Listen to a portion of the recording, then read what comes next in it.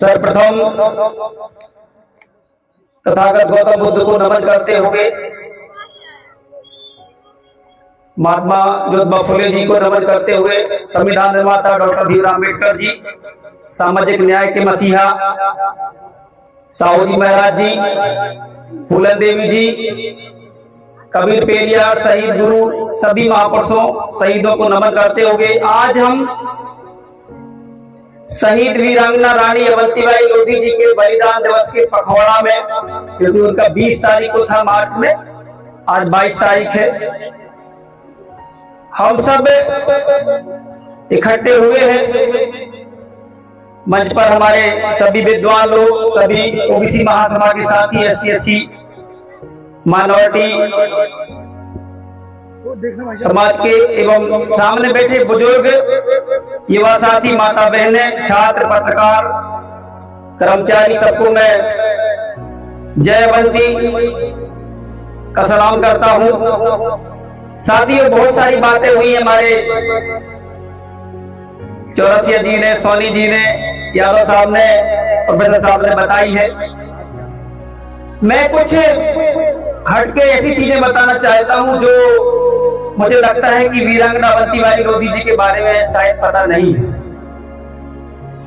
और आज जो इस देश के अंदर, सर्वप्रथम तो मैं इस चीज की बधाई देना चाहता हूं आयोजित समिति को कि आपने वीरांगना अवंतीबाई लोधी जी के बलिदान दिवस पर पिछड़ा वर्ग के लोगों को बुलाया है, एसटी-एससी ओबीसी के लोगों को बुला के ये संदेश दिया है कि हमारी एकता आगे बढ़ने वाली है। अगर इसी प्रकार से हम सभी कुशवाहा समाज की जब जयंती होती है तो लोधी बढ़ चढ़ के हिस्सा ले, यादव बढ़ चढ़ के हिस्सा ले, उर्मी, सोनी, प्रजापति, रजक, साहू, सोनी, ताम्रका, सभी पिछड़ा वर्ग की जो जातियां हैं, एक दूसरे के महापुरुषों के बलिदान दिवस पर, एक दूसरे के महापुरुषों की जयंतियों पर और सुख दुख में शामिल होना शुरू कर देंगे तो मनुवादियों के होश बढ़ जाएंगे। क्योंकि एकता कहां से आएगी? आप कैसे एक होंगे? हम हो सकते हैं हमारे महापुरुषों के बलिदान दिवस पर, उनकी शहादत दिवस पर, उनकी जयंतियों पर, उनके परिनिर्वाण दिवस पर, ठीक है ना? तो हम सबको ये कार्यक्रम लोधी महासभा के अंतर्गत भी हो सकता था और मुझे कहा गया था, मैंने कहा मैं सिर्फ आ सकता हूं तो ओबीसी महासभा के बैनर पर ले आऊंगा और आपको सबको बुलाना पड़ेगा साथ। पूरे देश में कार्यक्रम हो रहे हैं अवंतीबाई लोधी जी के, लेकिन कोई भी कार्यक्रम में ना तो आरक्षण की बात की जा रही है, ना ही ओबीसी एकता की बात की जा रही है, ना ही जनगणना की बात की जा रही है, ना ही मध्य प्रदेश में जो 13% होल्ड है उसकी बात की जा रही है, ना ही अपने अधिकारों की बात हो रही है। जो शोषण अत्याचार हो रहा है ना ही उस पर बात हो रही है। लेकिन एक मंच सजा था बालाघाट में 20 तारीख को और एक मंच सजा मुड़वारा में बुंदेलखंड की धरती पर। हमारे श्री राम दादा ने बताया था कि जो शंकर शाह, रघुनाथ शाह को जिनको तोप के सामने रख के उड़ा दिया गया था, मार दिया गया था, अंग्रेजों ने मार दिया था। क्यों मारा था बताएं आपको? एक मीटिंग कराई थी वीरांगना अवंतीबाई लोधी ने, पूरे गोंडवाना के 52 गढ़ों के राजा, मतलब 52 गढ़ होते, छोटे छोटे राजा थे उसके, तो उनकी एक मीटिंग कराई थी और उसमें तय किया था कि हम इन अंग्रेजों का जुर्म अब नहीं सहेंगे, इनको खदेड़ने का काम करेंगे साथ। और ये बात हमारे ही इस देश के कुछ आज भी ऐसे लोग हैं जो हमारी चीजों को उनको बताने का काम करते हैं, गद्दारों को। ऐसे आज भी गद्दार होंगे हमारे बीच भी जो हमारी बातों को उनको बताने जाते हैं। उसी प्रकार से उस मीटिंग का, उस बैठक का एजेंडा अंग्रेजों को बताने का अगर किसी ने काम किया था तो जबलपुर के एक बनिया ने किया था साहब। एक गुप्ता था, उसने बता दिया अंग्रेजों को कि वीरांगना अवंतीबाई लोधी ने एक पत्र लिखा है कि जो भी अंग्रेजों के खिलाफ लड़ना चाहता है वो हमारे साथ आ जाए, अन्यथा ये चूड़ियां भेजी है, चूड़ियां पहन के घर में बैठे। और इसलिए अंग्रेजों ने क्या किया, घेराबंदी की और शंकर शाह और रघुनाथ शाह को अरेस्ट कर लिया। क्यों किया? क्योंकि शंकर शाह रघुनाथ शाह जो आदिवासी समाज के राजा थे, उनकी अध्यक्षता में यह मीटिंग की जा रही थी साथियों। और क्या हुआ? अवंतीबाई लोधी और बहुत सारे 52 गांवों के राजा तो चले गए, लेकिन उनको अरेस्ट कर लिया गया और कहा कि बताओ क्या योजना है आपकी। तो सोचिए, वो राजा बोले योजना तो नहीं बताऊंगा, लेकिन आपको भगाने का हम लोगों ने तरीका जरूर अपना लिया है। तो बोले आपको मरना है क्या? सोचिए आप, आज के लोग थोड़ी सी बात में सरेंडर कर जाते हैं। उन्होंने कहा है आपको जो करना है वो करिए, लेकिन हम आपको इस भारतवर्ष से खदेड़ने का काम करेंगे। सोचो, डरे नहीं। फिर कहा एक काम करिए, आपको हम धन दौलत दे देते हैं, आपको हम जबलपुर का राजा बना देते हैं। इसके बाद भी शंकर शाह रघुनाथ शाह ने कहा हमें कुछ नहीं चाहिए, ये तो हमारे बाप की जमीन है जिस पे तुम खड़े हुए हो। समझ रहे कि नहीं समझ रहे? उन्होंने कहा मैं तो खुद राजा हूं जिस पे तुम खड़े हो, मुझे क्या तुम जमीन जायदाद दोगे? आपको यहां से भगाने की तैयारी है। और ये नहीं माने। और इसके बाद क्या किया अंग्रेजों ने?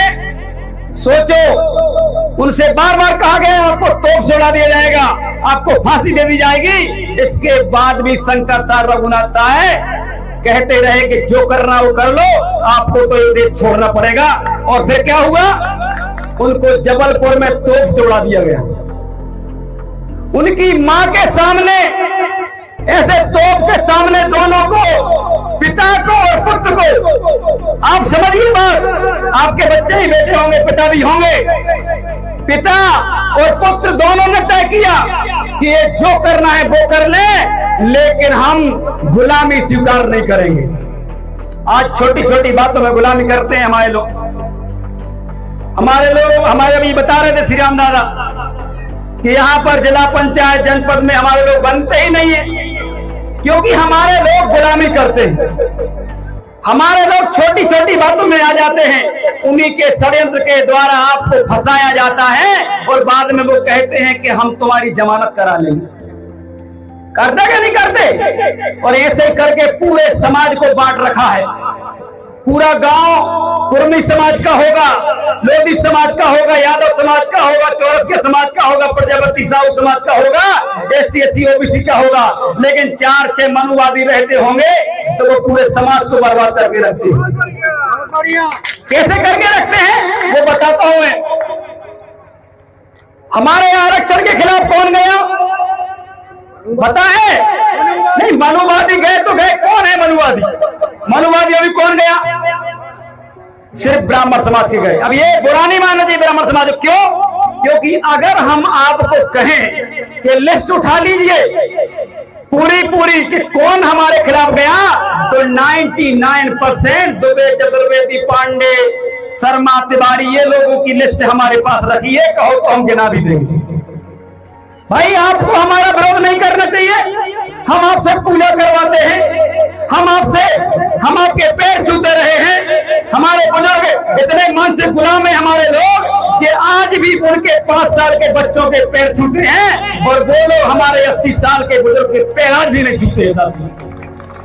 क्या सनातन की संस्कृति ये कहती है कि 5 साल के बच्चे के पैर छू रहे हैं आप लोग, और 80 साल के बुजुर्ग के उनके बच्चे आज तक पैर नहीं छूते? ऐसी व्यवस्था को खत्म करने का काम करिए साथियों। आप लोग बताओ करोगे कि नहीं करोगे? अगर पढ़िए पैर, कोई दिक्कत नहीं है। जो ज्ञानी है, अगर पंडित है तो उसके ही पढ़िए, और कोई अगर अहरवार भी ज्ञानी है तो उसमें ही पढ़िए, कोई दिक्कत नहीं है साथियों। मेरे गुरु अहरवार भी रहे, अथिया भी रहे हैं।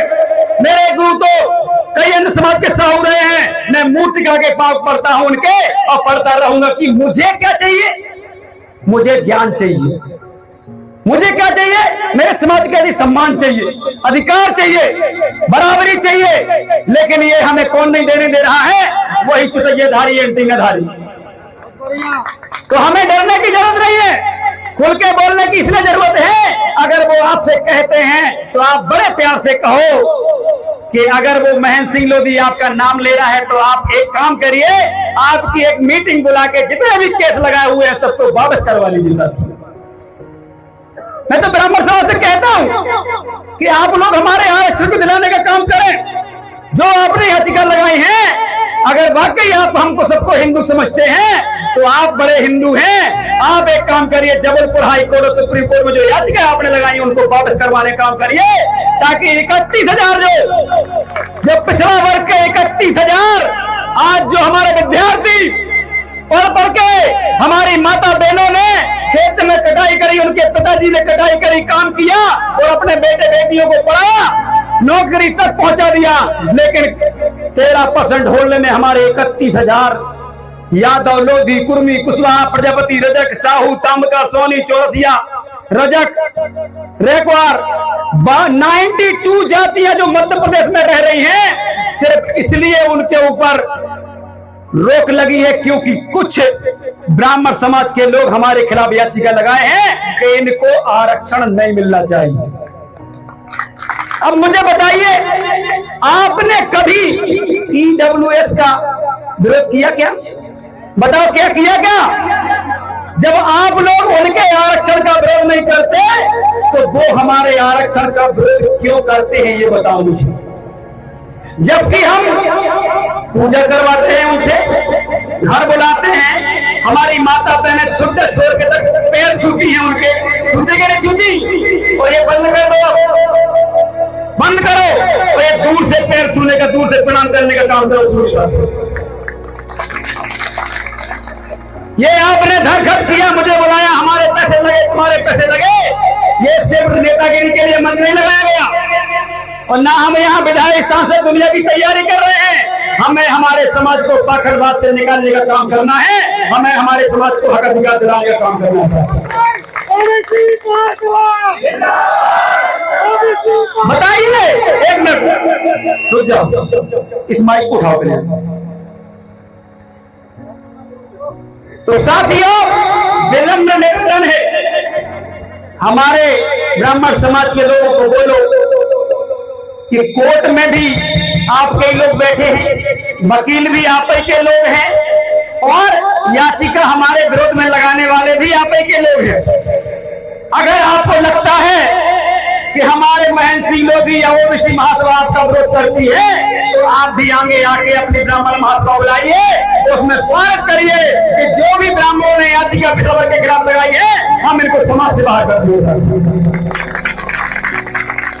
तभी ना ये हिंदू एकता आएगी। बताओ, किसी मुस्लिम ने नहीं लगाई याचिका हमारे खिलाफ, कोई ईसाई नहीं गया, कोई दलित नहीं गया, कोई आदिवासी नहीं गया, जिनसे हम प्रतिदिन सुबह शाम जिनके पैर छूते हैं, जिनसे पूजा कराते हैं, जिनसे बच्चा होता है तो खुद नाम ना रख के नाम रखवाते हैं, जन्म से लेकर मृत्यु तक उनको वही सब लोग करते हैं।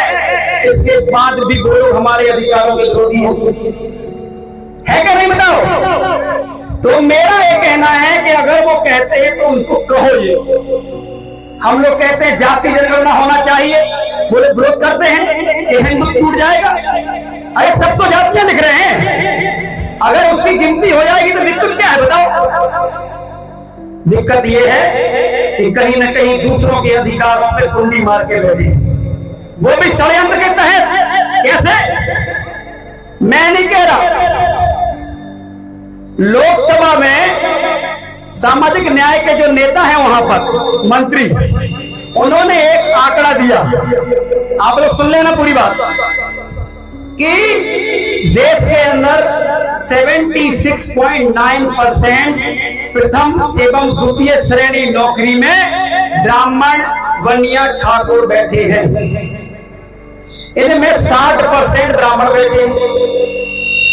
अब मैं ये बताना चाह रहा हूं कि जब इस देश के अंदर बाबा साहब भीमराव अम्बेडकर के संविधान में और मंडल कमीशन के अनुसार 27% आरक्षण ओबीसी को मिला और 22.5% लगभग आरक्षण जो हमारे एससी भाइयों को मिला, तो ये पूरा अगर आप मिला लें तो ये सारा का सारा आरक्षण होता है 50% लगभग 49.5%, ठीक है ना। तो तो ये बताइए मुझे कि ये जो अधिकारी बन गए ज्यादा ब्राह्मण समाज के, ठाकुर समाज के, बनिया समाज के, कहीं ना कहीं षड्यंत्र से बने होंगे नहीं बने? बताओ। जब 50 से ज्यादा बन ही नहीं सकते थे तो फिर 50 से ज्यादा बन कैसे गए? क्योंकि उन्होंने षड्यंत्र किया। किन्होंने? नेताओं ने किया, जजों ने किया, पत्रकारों ने किया, कार्यपालिका में बैठे अधिकारों ने किया, और ये कहीं ना कहीं हमारे पिछड़ा वर्ग के हक अधिकारों को छीनने का काम किए।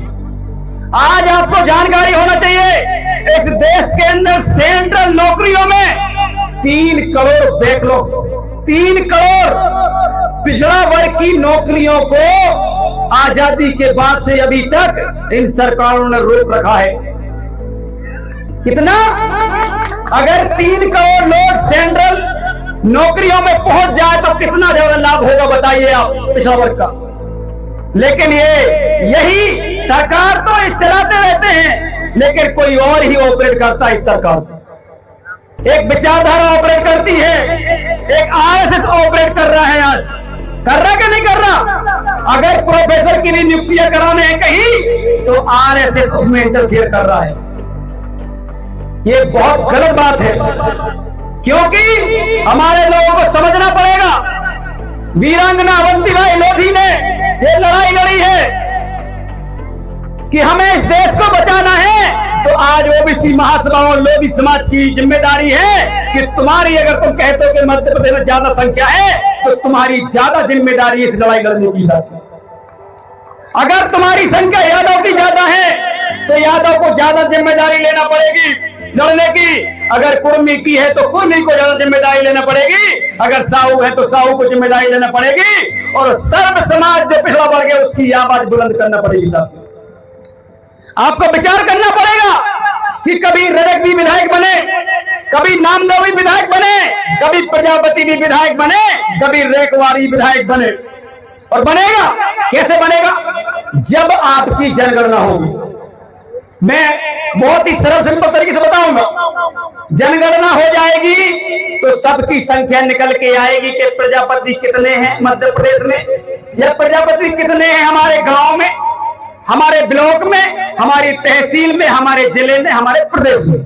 और ऐसे ही सारे लोगों की गिनतियां हो जाएंगी तो फिर पता चलेगा कि रेखवार समाज की संख्या 2% है कि 3% है, यादव समाज की 8% है या 10% है, लोधी समाज की कितनी है, मतलब ऐसे करके सारों की संख्या निकल आएगी सभी जातियों की।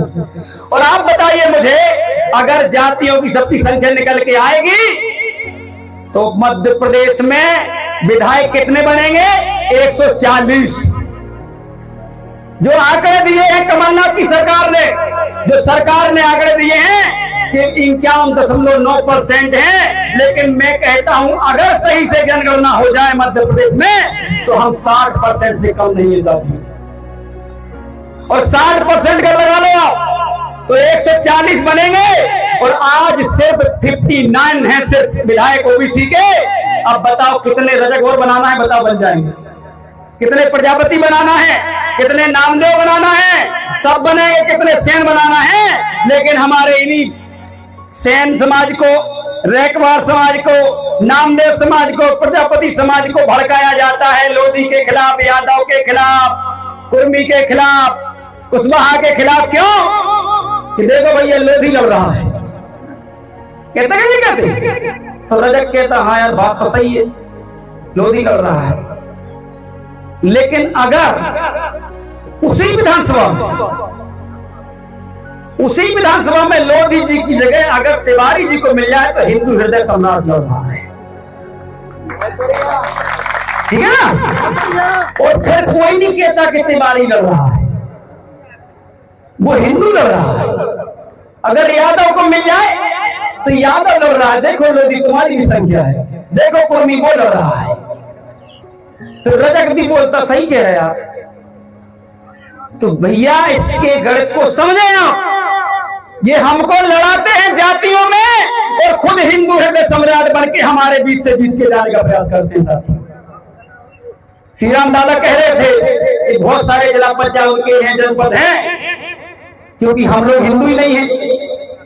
हम अगर हिंदू होते तो हमारी तो ज्यादा संख्या है, हमें हमारे लोग ज्यादा बनना चाहिए थे, लेकिन वो सिर्फ हिंदू का उपयोग अपने लिए करते हैं और राजनीति में सिर्फ तुमको लोधी बना दिया जाता है, कुशवाहा कोनी बना दिया जाता है, साहुल चौरसिया बना दिया जाता है।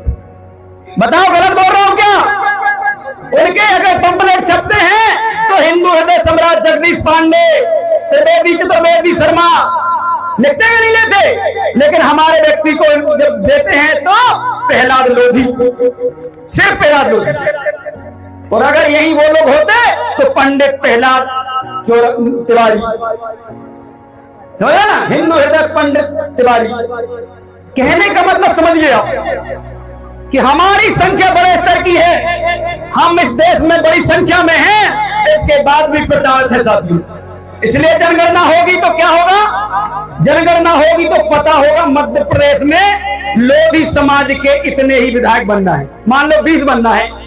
अब तुम कहीं से भी दो, तुम्हें 20 टिकट तो देना ही होंगे, ठीक है? तो हमारे अब वो बोल नहीं पाएंगे रजक से कि लोधी लड़ रहा है, ठीक है ना, क्योंकि रजक को भी टिकट मिल गई, रजक की संख्या निकल गई, तो रजक भी कह रहा मुझे भी मिली है 10, चाहे वो कहीं से लड़े। यहां भले लोधी ज्यादा है, लेकिन हमें कहीं ना कहीं तो मिली है कि नहीं? समझ में आ रहा कि नहीं आ रहा? तो ऐसे ही करके हमारी ये लड़ाई जो बीच में कराते ये खत्म हो जाएगी। ना कोई लोधी का कहेगा, ना यादव का कहेगा, ना कुर्मी का कहेगा, ना कुशवाहा का, ना साहू का, ना रेखवाड़ का, ना रजक का, ना प्रजापति का, ना सोनी का, ना ताम्र का, ना चौरसिया का, ना घोसी का, क्योंकि सबकी सीटें आ जाएंगी कि भैया 2 सोनी समाज को 3 मिलना है, रेखवाड़ को 5 मिलनी है, कुर्मी समाज को 10 मिलनी है, ऐसे पूरा डाटा आ जाएगा जैसे एससी और एसटी के लोगों को सीटें मिलती है, तो वैसे ही हम लोगों को ही मिलेंगी और ये लड़ाना भिड़ाना बंद हो जाएगा। इसलिए जनगणना होना चाहिए, और जनगणना जिस दिन हो जाएगी उस दिन जैसा हमारे एससी एसटी भाइयों को बजट मिलता है, बजट समझते हो? बजट का मतलब है जैसे हमारा जब फसल आती है, सुनो बेटा, जब फसल आती है ना तो हम क्या करते हैं कि शादी में कितना पैसा खर्च होना है, ठीक है, पढ़ाई में कितना लगाना है, कितना, मतलब एक बांट देते हैं। उसी प्रकार से हमारे एससी भाइयों को एक बजट मिलता है, लेकिन ओबीसी को 1 रुपए का बजट नहीं मिलता। एससी एसटी के कई छात्रावास हैं, लेकिन ओबीसी के ढूंढे नहीं मिलेंगे आपको, जबकि हमारे लोग भी गरीब हैं। आप पता कर लेना, इसी क्षेत्र से पता नहीं कितने दिल्ली में भी काम कर रहे होंगे, दिल्ली में जाते हैं, गुजरात जाते हैं, अपने छोटे छोटे बच्चों को छोड़ के जाते हैं। ये माता बहनें बेटी, इनको पता होगा कोई ना कोई इनके परिवार का गया होगा। सोचो, विचार करो कि आखिर ऐसा क्यों हो रहा है? ऐसा इसलिए हो रहा है क्योंकि ये सरकारें जो बनती आई हैं बीजेपी कांग्रेस की, इन्होंने कभी पिछड़ा वर्ग के लिए कुछ भी नहीं किया साथ, और ना करना चाहते हैं, क्योंकि आप लड़ना नहीं चाहते। इसलिए वो जानते हैं कि ये एक नहीं है, और ये लड़ाई कब होगी? जब हम एक होंगे। और एकता ऐसे दिखानी है कि यहाँ कुशवाहा भी बैठा है, कुर्मी बैठा है, साहू चौरस, ये सभी लोधी समाज के लोग, सब लोग बैठे हैं। ये एकता बनाने की जरूरत है। ये एकता भी धीरे धीरे आएगी। कई लोगों को यहां भी बुरा लगेगा, हमें बोलने नहीं दिया, हम तो लोधी थे, लोधी का हो रहा था, हमको तो बोलने देते। लेकिन जब बड़ी विचारधारा को आगे बढ़ाने का काम करना पड़ता है तो इस प्रकार की चीजों के घूंट पी के रहना पड़ता है। ये आयोजक समिति से बोल रहा हूं। चाहे तो यहाँ अनुराग को भी कहता, अनुराग हमको ही बोलने दो, बाल मुकुंद भी बोलता हमको ही बोलने दो, हमने बहुत मेहनत करी है। लेकिन मैं धन्यवाद देता हूं पूरी आयोजक समिति को, चाहे हमारे संतोष जी हो, सभी लोग बहुत मेहनत करी और बहुत बड़ा कार्यक्रम किया आपने। ये कार्यक्रम पूरे देश में सबसे बेस्ट कार्यक्रम इसलिए होगा क्योंकि ये कार्यक्रम में आपके हक अधिकारों की बात की जा रही है, आपकी एकता की बात की जा रही है, संविधान बचाने की बात की जा रही है। और यहां पर आपको एक समझना पड़ेगा, जो कौम, बिल्कुल अच्छे समझो क्या बोल रहा हूं, जो कौम गलत के खिलाफ नहीं लड़ती और मारी जाती है तो वो खत्म हो जाती है। लेकिन जो कौम गलत के खिलाफ लड़ते लड़ते मर जाती है तो उसकी आने वाली पीढ़ी लड़के जीत जाती है साथी। ये डॉक्टर अंबेडकर जी ने कहा है, तो इसको समझो। हमारे ऊपर भी SC ST एक्ट लगा दीजिए, हमारे पुष्पेंद्र भाई पे, रवि भाई पे, और भी हमारे क्रांतिकारी साथी दमों के हैं। हमने लड़ाई लड़ी थी, एक महेंद्र लोधी जो है उन्होंने फांसी लगा ली थी, बहुत सारी गाली दी गई थी उनको, बस में इस प्रकार से आंदोलन किया था, हमने ज्ञापन दिया था, लेकिन प्रशासन ने कोई कार्रवाई नहीं की थी। और इसलिए हमारे क्रांतिकारी साथियों ने दमोह कलेक्ट्रेट को घेरने का काम किया था। लेकिन सोचने वाली बात है कि कुछ मनुवादी ब्राह्मणवादी सोच के पत्रकारों ने वहां पर गुंडागिर्दी की और पुलिस के डंडे छुड़ा छुड़ा कर भी हमारे आंदोलनकारियों को खदेड़ने का काम किया था। ये कितना शर्मनाक है, सोचने वाली बात है। विचार करो, एक व्यक्ति मर गया, चले गए न्याय दिलाने के लिए, लेकिन उन लोगों ने इसके बाद भी सबक नहीं पकड़ा। मान लो कोई गलती भी कर दिया, इसके बाद भी इस प्रकार का काम नहीं करना था, लेकिन उन्होंने किया।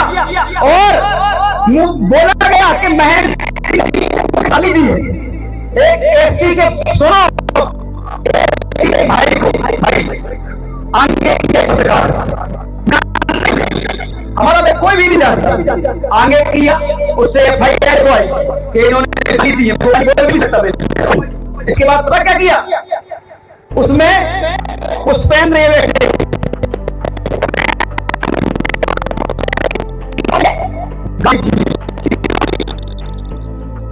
कि मैं वहां खड़ा हूं, एक पत्रकार वहां, एक पत्रकार कहीं और खड़ा है और कह रहा है कि वो गाली दे रहे थे, खींच ले आए हमें पकड़ के, हम जानते भी नहीं है तो भी कह रहे खींच लाया महेंद्र सिंह लोधी और पुष्पेंद्र और एक और पुष्पेंद्र वो, और 5,000 रुपया निकाल लिए। जो यहाँ पे वकील है वो समझ सकते हैं क्यों लगाया ऐसा। 5,000 रुपया निकाल लिए और उसमें सारे, एक पत्रकार सिर्फ हो गया आगे और सारे ब्राह्मण पत्रकार उसमें आ गए कि हमें भी मारा है। तो हमने क्या कहा कि चलो ठीक है, आपको लगता है कि हमने मारा, कुछ भी करा, जब CCTV फुटेज वहां पे है, कैमरा है, तो उसको भाई सामने लाओ। अरे चलो, मैं कहता हूं दमोह के पत्रकार, आज भी कहता हूं, अभी भी कह रहा हूं मैं, अगर वाकई आप असली हिंदू हैं तो वो वीडियो सामने लेके आए जिसमें महेंद्र सिंह लोधी ने गाली दी है आप लोगों को, नहीं तो चुल्लू भर पानी में डूब मरो। हम वो महेंद्र सिंह लोधी हैं जो उसी दमोह में जन्म लिया है। और अगर देखना है, सरकार और प्रशासन से कह रहा हूं यहां से, अगर इनके ऊपर कार्रवाई नहीं हुई तो हम तो आंदोलन भी करेंगे और बताएंगे कि OBC महासभा क्या होती है, OBC ST की एकता क्या होती है। क्योंकि सोचने वाली बात है, मेरे ऊपर फर्जी ST एक्ट लगाया, क्यों? क्योंकि Mahendra Singh Lodhi SC ST act का समर्थन करता है और हमारे सारे ग्रुपों में चलाया गया। बहुत तो कर रहा था OBC SC ST का एक्ट का समर्थन, अब फंस गया, अब फरार घूम रहा है। मैंने कहा फरार तो मैं नहीं घूम रहा हूं, ना घूमा हूं, अरेस्ट कर लो। हमारा OBC महासभा का अधिवेशन चला, मैं वहां रहा, अरेस्ट नहीं किया किसी ने, क्योंकि मैं ऐसे सबूत आज भी रखा हूं कि अच्छों की जमीन हिला के रख दूंगा दमोह के नेताओं की और अधिकारियों की। बात सिर्फ इसलिए बोली गई, इसलिए मैं, बताइए अगर आंदोलन होगा तो आप लोग चलोगे मेरे साथ कि नहीं चलोगे? बिल्कुल। तो साथियों, मध्य प्रदेश में 13% होल्ड है, जिसमें सेन समाज के बच्चे, चौरसिया समाज के बच्चे, साहू समाज के बच्चे, धाकर समाज, किरार समाज के बच्चे, नामदेव समाज के बच्चे, प्रजापति समाज के बच्चे, लोधी, यादव, कुर्मी, कुशवाहा, सभी के बच्चे 13% होल्ड में अटके हुए हैं। और क्यों? सोचने वाली बात है। अब क्योंकि जब पेपर पास हो गया तो अच्छा रिश्ता आ गया था। तो साहब सुनो, कई बच्चे की शादियां लग गई थी कि वो टीचर हो गया है, तो अच्छी बच्ची मिल रही थी। कई बेटियां जो खुद टीचर हैं उनकी तरफ शादी हो रही थी। और ऐसे हजारों रिश्ते टूट गए, सिर्फ इसलिए कि इस मध्य प्रदेश की सरकार ने और एक संगठन है आरएसएस, इसने एड़ी चोटी की जोर लगा रखी है कि पिछड़ा वर्ग को अधिकार ना मिले, आरक्षण ना मिल सके।